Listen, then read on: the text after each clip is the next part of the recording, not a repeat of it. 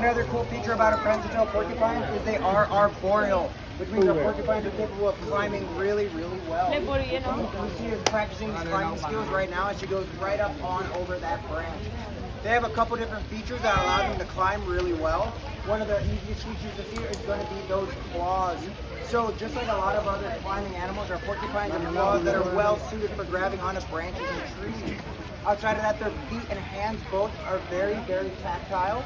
So it allows them to get a really good grip on those branches. You can see as Lucy is moving around, he's going to be using their claws and their feet in order to get a really, really good grip on the branches.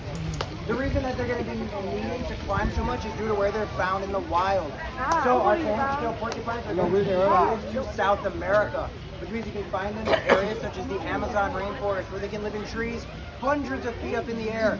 And so not only are they going to want those claws in their hands and feet in order to hold on to everything, they have a special feature which helps our porcupines stay up in the trees. Can anyone guess what is the special feature our porcupines have? Tail, yes, exactly. So Prancer-tailed porcupines get their name from that tail that they have.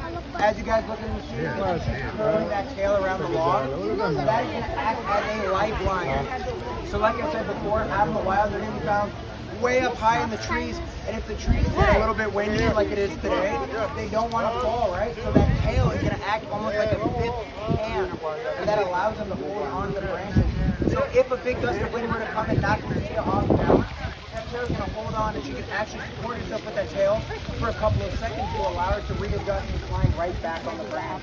You see, as our trainers working with the media, stand up and a lot of our other animals go to too. And so the reason we do these behaviors is for a lot of different reasons. One of which is it helps keep our animals active.